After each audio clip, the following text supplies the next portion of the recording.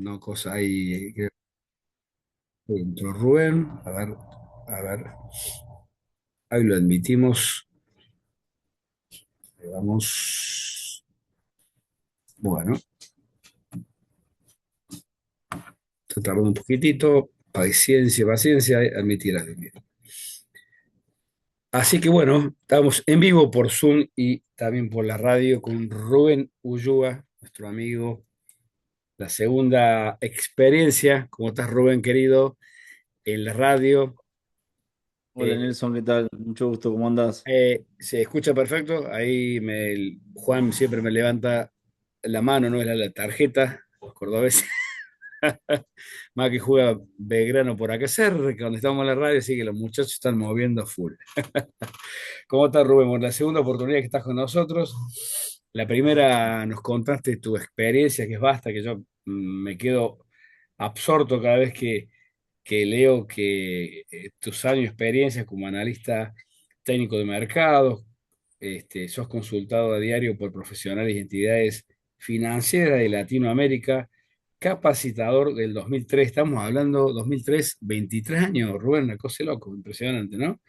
Columnista de Infobae, diario importante, cronista, perdón, disculpen, el cronista, Infobae, La Voz del Interior, portafolio de Colombia, no lo conozco, bueno, Investing sí, de España, estrategia de inversión de España y otros medios. Y hoy nos aborda con nuestro querido Rubén, que si creo que ya está dando el curso o lo estás por dar, las ondas de Elliot, para que nos cuentes de la última vez que nos vimos, querido Rubén, ahora, ¿qué pasó con esos puntitos de las emociones con nuestro querido trompeta y toda la historia que siempre arma siempre arma, algún año arma algo nuevo, ¿viste? Este arrancó con Tal cual. Venezuela, el 3 creo, y ahora, y bueno, qué mejor que abordarte a vos para que nos cuentes esas cuestiones que nos contaste el año pasado, qué implica y qué ves vos en el mercado, y bueno, un lujo estos 30 40 minutos que tengamos escucharte, simplemente. Gracias de todo Bueno, corazón. Nelson, muchas gracias, ante nada, muchas gracias obviamente, por tu invitación. Un gusto para mí. Bueno, creo que efectivamente, como bien comentabas, ¿no? Estamos comenzando digamos, o en realidad ya estamos pasamos primer trimestre, como quien dice, del año 2026, y la verdad que Trump sí se la ha traído todas juntas, ¿no? A ver, creo que el mercado está viviendo un contexto de mucha volatilidad, principalmente por todos los eventos que, bueno, son de público conocimiento, el escenario obviamente de geopolítico que está obviamente en situación muy al tope.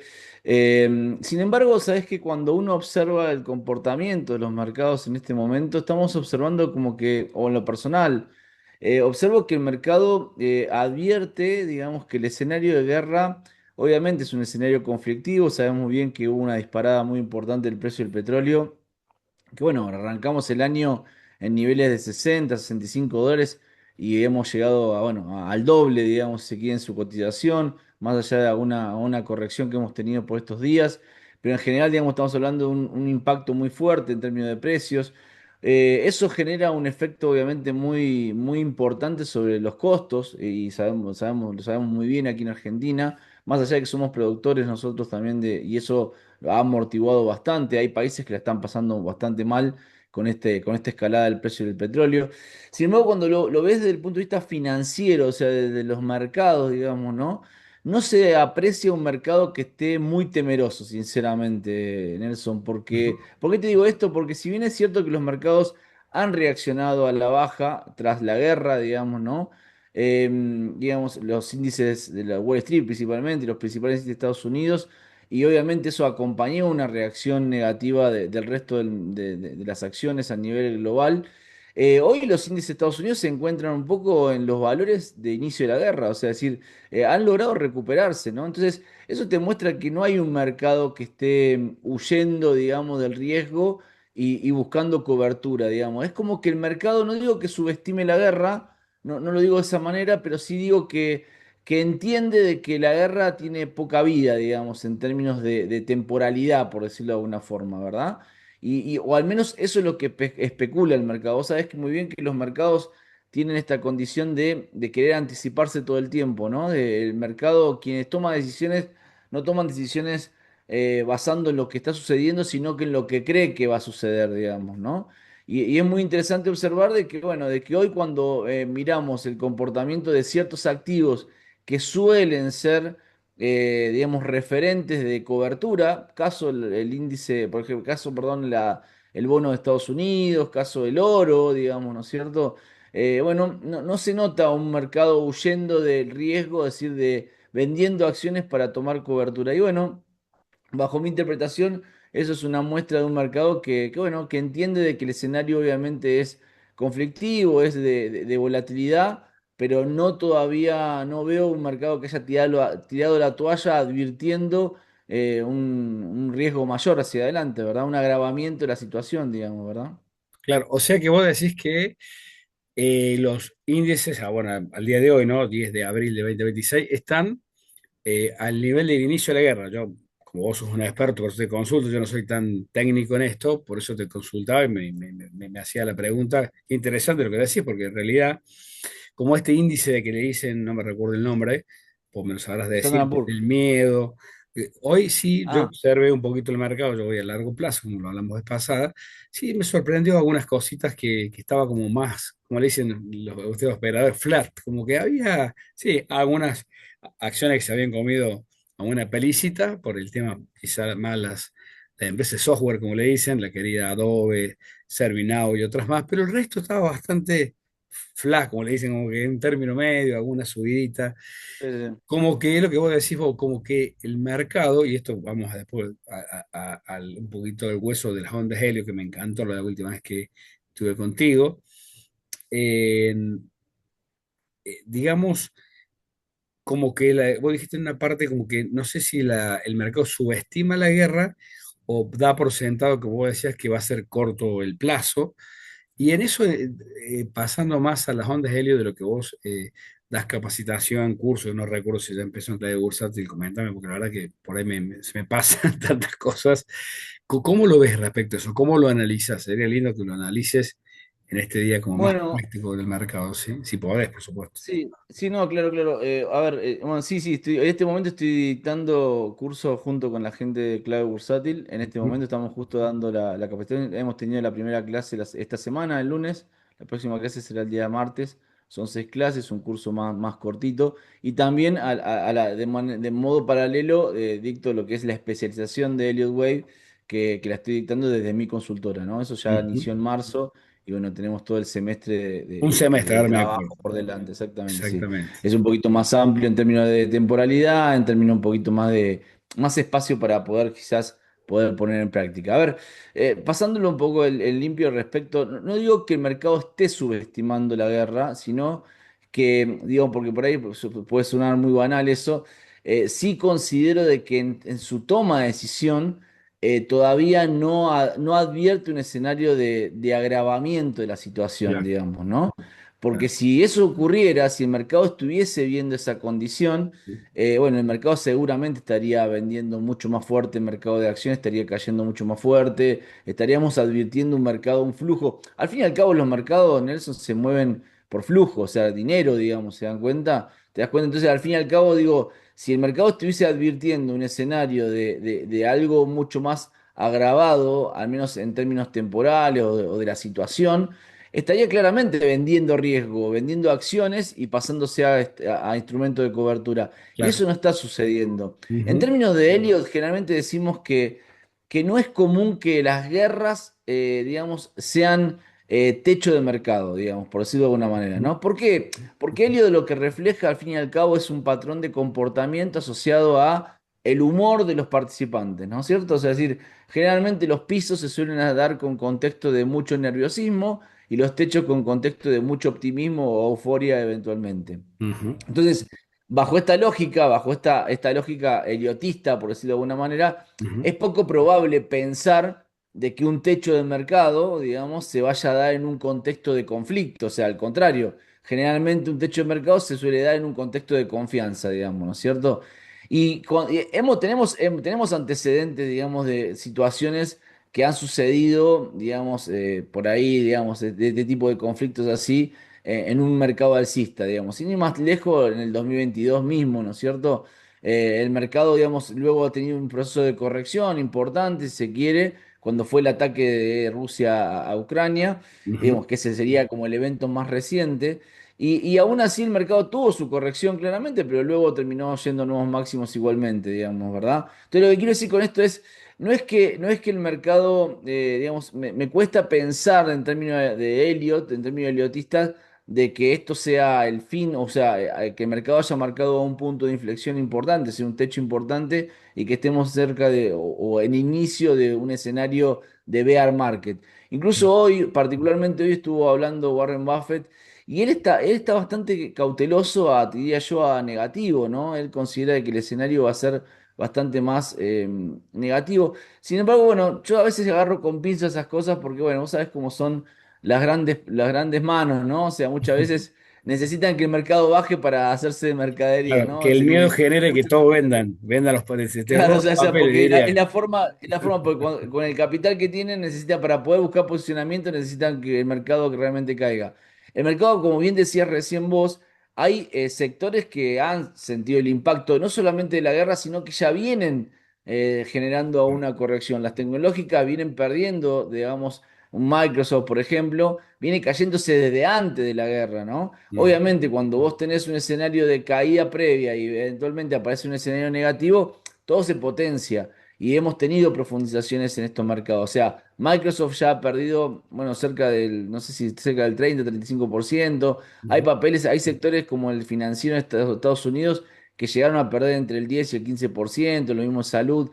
Pero sin embargo, en esta última, cuando se dio esta tregua esta semana, a comienzo de semana, luego del ultimátum que ha establecido Trump, digamos, ¿sí? Hemos visto una reacción muy fuerte de estos activos, que bueno, que como te decía recién, hoy si lo miramos en términos de Standard Poor's, en términos de índice de Dow Jones, en términos de Nasdaq, que son los índices de referencia de la bolsa americana, de Wall Street en sí mismo, digo, o sea, vemos que el mercado ha equilibrado precios a los valores de la guerra. Después, obviamente, eso no es parejo para todas las acciones. Hay acciones que se han recuperado más, hay acciones que se recuperaron menos. Pero bueno, al fin y al cabo lo que quiero mostrar en el promedio, que es al fin y al cabo lo que reflejan los índices, es una referencia promedio de las principales empresas cotizantes. Bueno, te muestra que hay un mercado que no está tan temeroso. Veremos, ¿eso significa que el mercado no se equivoca y que el mercado sí o sí, digamos, está adelantándose a un escenario de acuerdo? Bueno, es lo que uno podría interpretar, lo que uno podría leer. Ahora, de ahí a que el mercado no se equivoque, no lo podemos confirmar, digamos, ¿viste? O sea, hay veces que el mercado se equivoca y claramente, si el mercado se está equivocando en este momento, Nelson, entonces, bueno, tenemos que agarrarnos fuerte porque lo que viene va a ser muy duro, digamos, ¿no?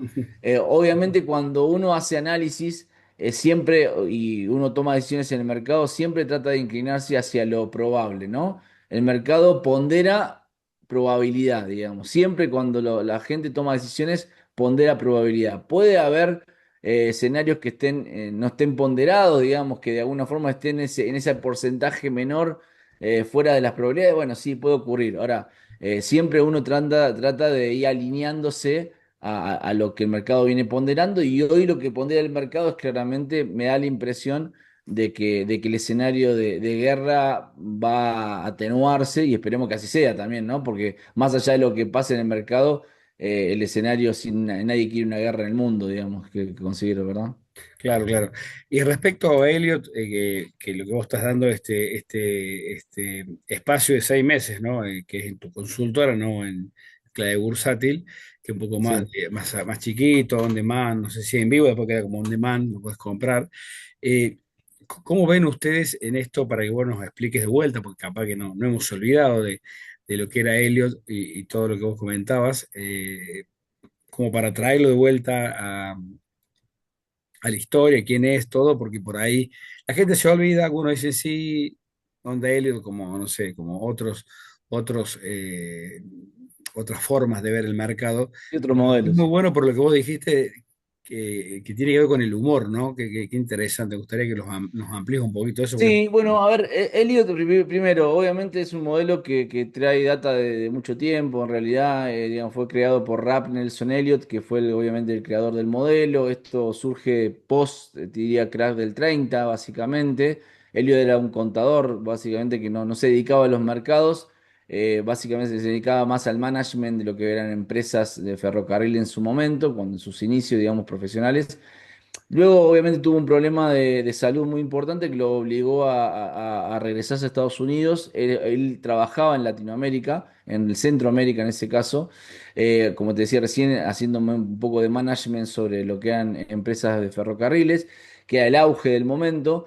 Y ese problema de salud lo obligó a regresarse a Estados Unidos. Y justo se dio en el post, en lo que fue la crash del 30, ¿no? O sea, básicamente sabemos muy bien que ujú, entre el año 29 y el año 1929, 1932, la bolsa americana colapsa en un 90% de su valor, digamos, ¿sí?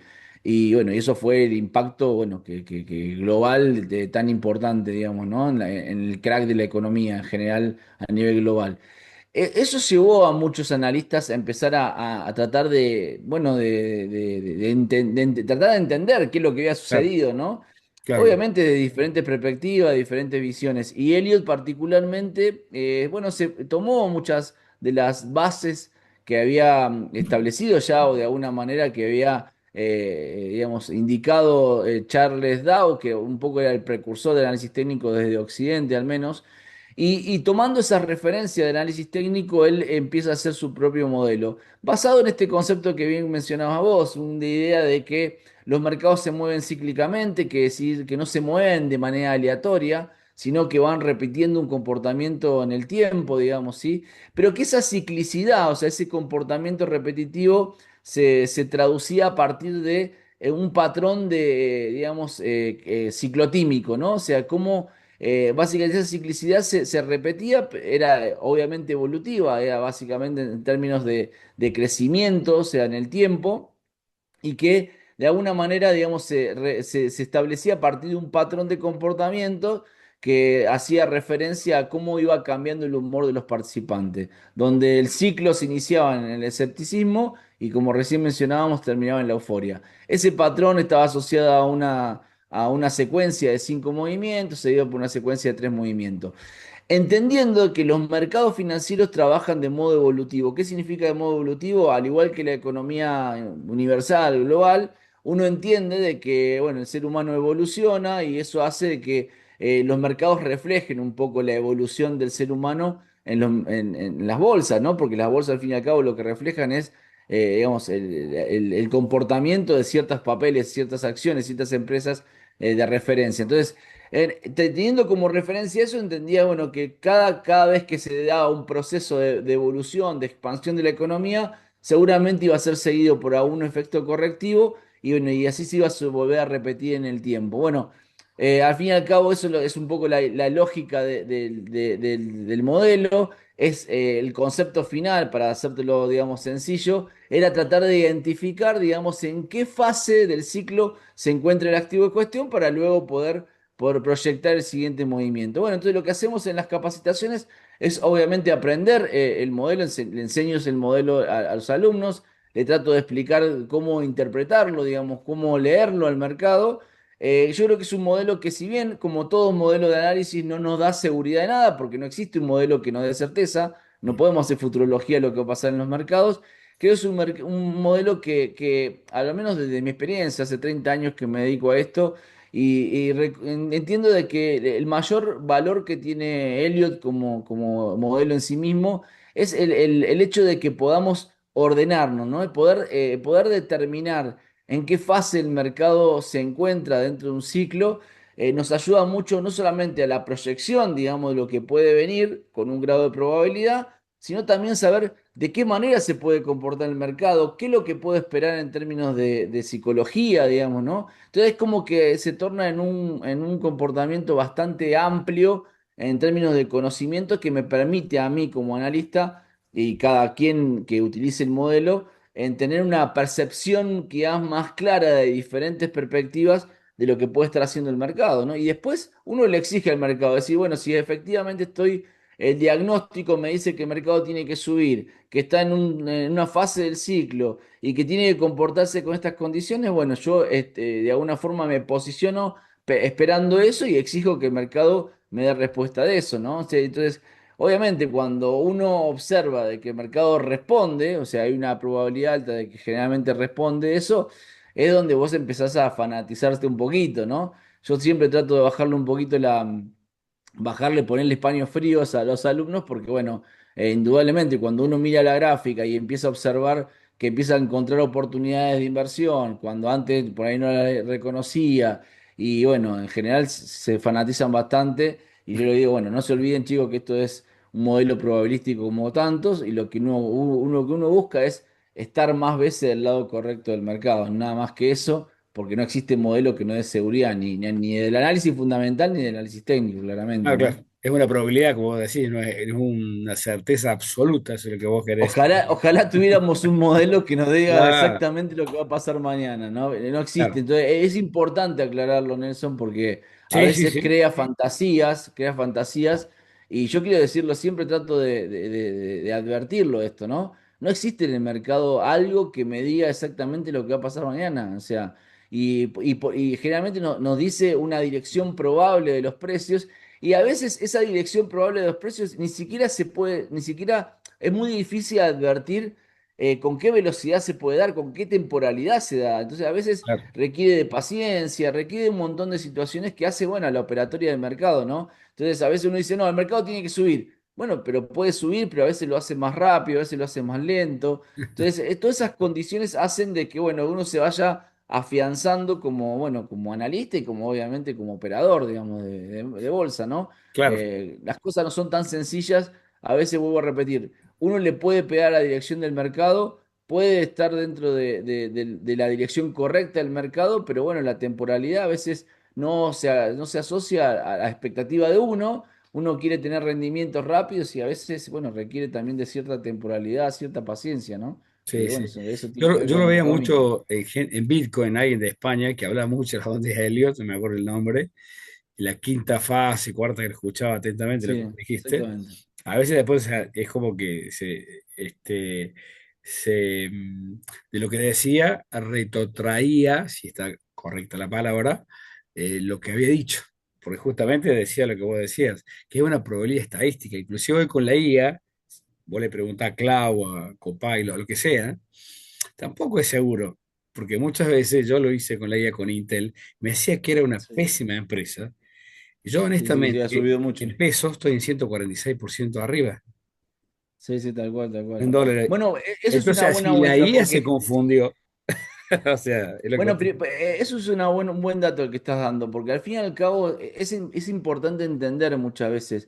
Uno toma, a ver, la IA seguramente para poder sacar su diagnóstico, digamos, si se quiere, ¿qué toma? Toma obviamente capaz que los últimos balances, las últimas referencias, es decir, Ujú. y muchas veces todas esas cosas reflejan lo que ya sucedió, digamos, es decir, ¿te das cuenta? Y no lo que va a suceder. Claro, el Entonces, pasado. es muy difícil encontrar que la inteligencia artificial pronostique, digamos. Cuando uno pronostica, él dando una perspectiva de lo que cree que va a suceder, digamos, ¿no? Y en realidad lo hace en base a datos pasados. Y bueno, y esos datos pasados muchas veces reflejan, a ver, vuelvo a repetirte, si nosotros miramos cuál fue el mejor momento de oportunidad de compra de la bolsa argentina en los últimos 5 años, por darte un ejemplo. Y yo te digo, mira, el piso del mercado argentino se dio en el día, digamos, en marzo, cuando arrancó la pandemia, digamos. Y vos decís, en ese contexto era el mejor momento de compra. Y bueno, si nosotros nos retrotraemos y tratamos de advertir cuál era el contexto de Argentina en ese momento, digamos, ¿no es cierto? Donde se cerraba el mundo, donde...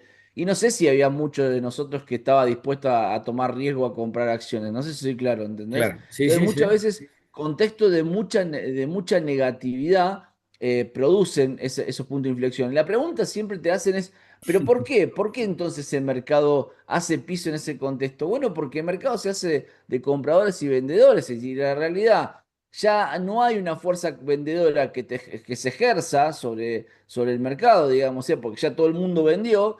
Obviamente, mercados, por más que vos le pongas datos negativos, y existieron, tuvimos un 2020 muy difícil, 2021, 2022, recordémoslo, digamos, ¿no es cierto? O incluso baja de calificación, o sea, es decir, bueno, devaluación, inflación descontrolada, es decir, todo eso sucedió. Y sin embargo, a pesar de eso, el mercado entró en un proceso de recuperación, digamos, ¿no? Bueno, ¿por qué? Porque el mercado ya tenía todo descontado, esa básicamente, y gran parte de ese descuento tiene que ver que se agotó la venta. El que no tenía Argentina no le interesaba, digamos, si se quiere. O sea, o el que tenía Argentina ya lo había vendido. Y el que de alguna forma, el que no tenía Argentina no le interesaba, y el que estaba con algo de Argentina, bueno, tampoco estaba dispuesto a pagar más. Entonces, es decir, llega un momento en que el mercado se satura, y cuando querés acordar, es decir, por más que las noticias sean negativas, el mercado deja de caer. Y después empezará a subir cuando aparece la luz al fondo del túnel, cuando el mercado empieza a crear expectativas de que la condición va a cambiar. Entonces,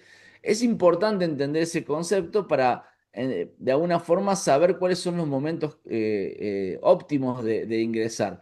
Ahora, muchas veces la pregunta es, cuando vos ingresás en el medio del caos, ¿ingresás barato? Probablemente. ¿Eso implica que vas a ganar rápido? Probablemente no, porque básicamente los procesos del Claro. armado de una nueva tendencia requieren tiempo, digamos, ¿sí? Entonces, eso requiere una paciencia que muchas veces la gente no tiene, y por eso mismo se cansa, se asusta y en el medio se sale, digamos, ¿no? Claro, Y porque eso es vos lo hablas que de hay que... tendencia y alguien que es trader no entiende la tendencia. Bueno, Entiende eso es una importante. onda de 45 minutos, de 30, de scalping y nada más. No entiende lo que vos Bueno, decís. justamente eso es muy importante. Identificar la tendencia es importante porque sabemos muy bien, porque básicamente es como la vida misma, ¿no?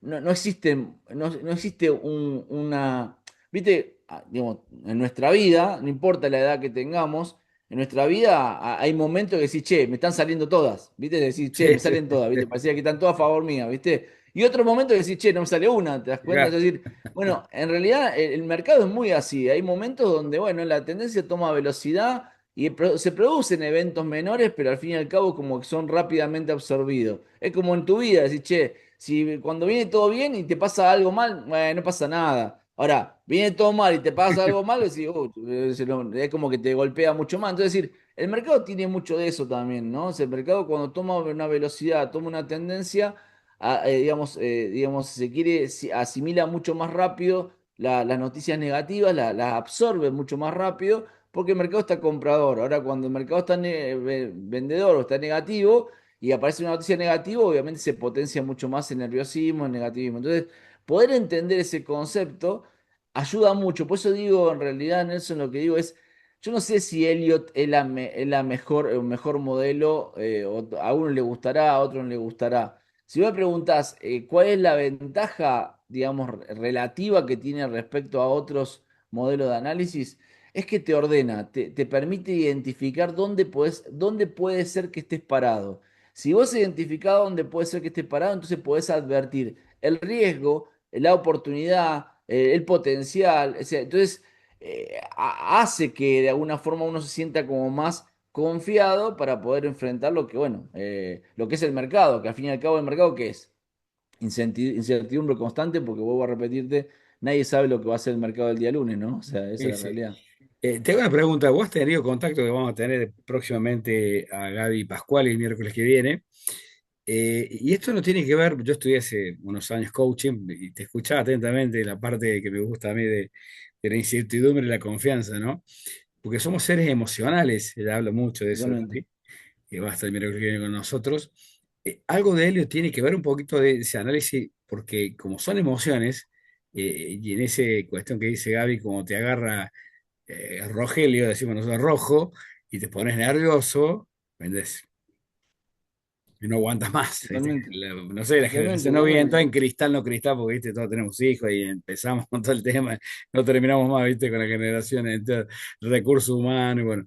Y en otro caso, como vos decís, según el inversor, como sea, sí, si es moderado, muy arriesgado o normal, ¿sí? Acá estamos hablando de renta variable, ¿no? Renta fija, eso es importante que Sí, la gente sí. que nos escucha sepa, ¿no? Si no, renta fija no tendría sentido, ¿sí? Porque Bueno, no sé, porque a veces la renta fija argentina se ha mostrado, o sea, vos No, sabés no, muy no, bien no es cómo que es mala, funciona. sino que lo que hablamos de Ondas Helio no conozco yo de renta fija, quizá vos No, no, se puede abordás. aplicar, o sea, no, Elliot no fue un modelo, no ha sido un modelo pensado para la aplicación de renta fija, fue pensado para el mercado bursátil, para el mercado Claro, de variable. acciones. Ahora, Claro. con Ah, el tiempo se ha como, digamos, se ha replicado ese análisis, ese tipo de análisis a commodities, obviamente a Forex, renta fija en sí mismo.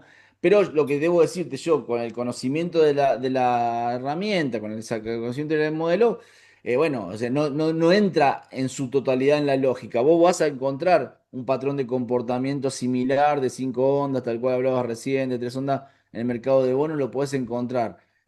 Vas a ver que el mercado de bonos trabaja bastante bien con Fibonacci y lo respeta digamos, en fin, todo lo que son las secuencias, lo que son los retrocesos y las extensiones. Ahora, no podemos pasar por alto que la renta fija, digamos, es un mercado que en un comportamiento normal se arbitra, digamos, por duration, o sea, es decir, tiene otras condiciones en sí mismo que escapan a la lógica que Rap Nelson Elliot pensó en su momento como modelo, parte del modelo. Entonces, no ujú, es que no pueda hacer Elliot sobre renta fija, al igual que sobre commodities, al igual que sobre Forex, pero debemos hacer alguna diferenciación bueno, para no caer en trampas, digamos, ¿no? Te doy un ejemplo chiquitito, mira, eso se los cuento yo siempre a los alumnos en el caso de, digamos, de la especialización, ¿no? O sea, uno cuando analiza el mercado en términos de Elliott, y por ejemplo, si yo tengo que analizar un comportamiento de una moneda, digamos, un cruce de moneda, bueno, no es lo mismo analizar un cruce de moneda de las major, o sea, de las más importantes de países desarrollados, como puede llegar a ser el euro, el yen, como puede llegar a ser obviamente el dólar, digamos, ¿sí? La libra.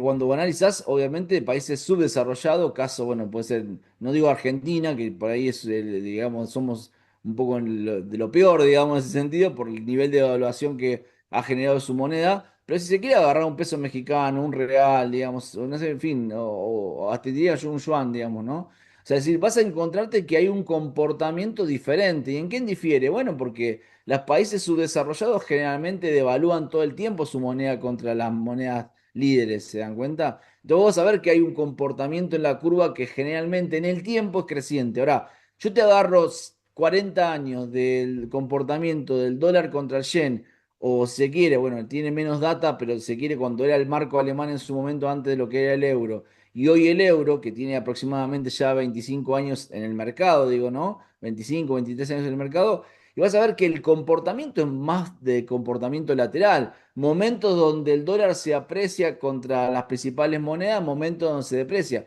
Porque al fin y al cabo son monedas, son economías líderes del mundo. Estoy hablando de una Europa, estoy hablando de un Japón, estoy hablando de un Estados Unidos, que de alguna forma, bueno, van, digamos, jugando una pulseada en el tiempo y hay momentos, hay periodos donde el ciclo es pro euro, hay ciclo, momentos donde se debilita el euro y ¿contra qué se debilita? Y contra estas monedas. Ahora, cuando vos agarras un gráfico, digamos, lo cual hace que el comportamiento sea mucho más lateral en el tiempo, ¿no? Momentos buenos, momentos malos del activo en cuestión. Ahora, cuando vos agarras el dólar contra cualquier moneda emergente, y vas a ver que el comportamiento, hay momentos de estabilidad, pero en el largo plazo es ascendente. Entonces, estas diferencias que son menores, menores en términos digamos, que son por ahí detalles que hay que tener en cuenta, bueno, es importante saber que cuando uno aplica un modelo como Elliot, no puedo tener comportamientos crecientes. Es difícil, es dificultoso pensar que el comportamiento del dólar contra el euro sea constante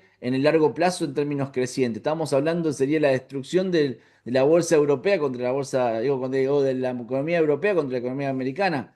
Es poco probable, ¿te das cuenta? ¿Por qué? Porque el mercado se arbitra. Es decir, los mercados se arbitran y al fin y al cabo, los grandes flujos del mundo, cuando ven que Estados Unidos está caro, se va a Europa. Y cuando ven que Europa está caro, se va a Japón. O sea, es decir, no sé si soy claro. Los flujos se van arbitrando, entonces eso hace de que las monedas también se estabilicen entre sí, digamos, ¿te das cuenta? Cosa que no ocurre en el mercado emergente, donde generalmente suelen tapar mucho ruido, mucha basura que puede pasar, digamos, en sus economías con devaluaciones importantes contra las monedas líderes, ¿te das cuenta? Entonces, advirtiendo esas diferencias, uno puede aplicar los modelos sin ningún tipo de problema, ¿no es cierto? qué bueno, qué bueno. Ya nos quedan 5 minutitos de terminar esa entrevista, Rubén, que bueno tenerte nuevamente. ¿Qué recomendaría a la gente que quiera hacer no dijiste seminario, dijiste un nombre, No, una una especialización, básicamente, bueno, especialización? es un Bien. curso al fin y al cabo, nada más que les llamamos especialización por el solo hecho de que entra en profundidad, digamos. Generalmente, todo lo que es, digamos, cursos de mercado, cursos suelen ser muy cortos y muy intensivos. O sea, vas a ver que la oferta es muy grande, pero en general suelen ser como de 4, 5, 6 clases y muy intensivos que en 2 semanas, en 3 semanas, entonces... ¿Qué suele pasar? ¿Cuál es mi experiencia incluso como profesor, ¿no? Ujú, Digamos, como bien mencionaste, yo doy clases del año 2003, digamos, ¿no es cierto? Entonces, la pregunta es, ¿cuál fue mi experiencia en ese sentido? Que bueno, que cuando vos vas a un curso de tanta intensidad, es mucha información que vos recibís, no importa cuál sea el curso, ¿no? Mucha información que vos necesitas asimilar. Y esa asimilación, la única forma que vos puedas hacer es practicando. Entonces, yo observo, identifico en los alumnos que cuando vos le das un curso muy intensivo, reciben mucha información, digamos, pero resulta muy difícil asimilarla en la práctica, ¿te das cuenta? ujú. Entonces, la idea que fue planteada básicamente en el curso, o digamos, de mi consulta, dije, no, yo no quiero hacer un curso de 3 semanas donde le tire toda la información al alumno, el alumno diga, ah, sí, parece que está bueno, pero no sé cómo se hace, no sé finalmente por dónde arrancar, sino hacer un curso donde digo, bueno, perfecto, la idea es lo quiero aprender, pero lo quiero aprender a aplicar, digamos. Yo quiero ser digamos, el que lidera mi análisis, no solamente la lógica del análisis, ¿te das cuenta? Entonces, bueno, yo creo que eso se requiere práctica, se requiere dedicación, se requiere sentarse frente al mercado y poder, obviamente, sacar las conclusiones necesarias. Entonces, por eso mismo, la idea es poder establecer, no solamente ir a los detalles, de esto que te comentaba recién, poder diferenciar un mercado de cuándo es bolsa, de cuándo es acción. Bueno, en qué me tengo que enfocar, cuál es la lógica, digamos, ¿no? Hace de que, bueno, uno al momento de sentarse pueda hacer un diagnóstico mucho más concreto. Y yo soy un convencido, Nelson, nadie sabe lo que pasa con el mercado mañana, pero soy un convencido de que cuando uno tiene un buen diagnóstico, la probabilidad va a mi favor, digamos, claramente, ¿no? Tremendo, tremendo. Clarísimo lo que dijiste de los cursos, de verdad, de la oferta, y lo veo muy, muy, muy, muy latente en clave bursátil mismo y en muchos otros espacios de capacitación que Rankia suele premiar. Y la verdad que me encantó eso que dijiste. Así que, bueno, Rubén, agradecidísimo tenerte aquí. Y bueno, va a pasar seguramente 6 meses y te vamos a invitar de nuevo porque termina la especialización para ver cómo le fue a los alumnos, qué importantes. ¿Tiene que saber algo de análisis técnico fundamental o puede directamente, cuando termines y hagas otra, si es que lo haces, tener alguna base para hacer tu especialización de él? No, para aprender Elliot no es necesario saber análisis técnico. De hecho, para serte muy franco, yo arranqué en el año 96 y aprendí Elliot antes que técnica, en decir, en ese sentido, ¿no? Que lo que es el chartismo en sí mismo. Después uno fue complementando, digamos, ¿verdad? Pero en realidad, como te decía recién, la lógica eliotista no requiere de un conocimiento previo de análisis técnico. En el tiempo vas a ir, obviamente, asimilando ciertos conceptos de tendencia, de cosas que, digamos, lo vas a ir aprendiendo seguramente. Así que no requiere en ese sentido. Nelson, mil gracias por la invitación, Por obviamente favor. a disposición cuando necesites y bueno, un gusto como siempre, ¿no? Sí, ya vamos a buscar algo, porque estamos los viernes haciendo toda la parte práctica y buscar algo que agarremos de él. Yo estoy buscándole la vuelta y estudiándolo también yo, obviamente, para poder invitar nuevamente. Bueno, ya de por sí te lo hago público a disposición, que estás invitado para tenés digamos, una beca gratuita para cuando quieras sumarte a la capacitación, Bueno, así que bueno, vas a ser mejor difusor que yo seguramente en ese sentido, ¿no? bueno, Eh, bueno. Cuando termine que termina ahora en unos meses, en el próximo, Listo. anotame que Te estoy, sumás, porque te yo sumás. voy a entrar Perfecto, tarde y como que excelente, de dale. 54, viste, como que las otras neuronas, y vamos a esperar que termine para Dale, dale, tranquilo, cuando vos Gracias, quieras, Rubén. cuando vos Pasar quieras. lindo en las sierras, gran cordobés Gran como abrazo. nosotros.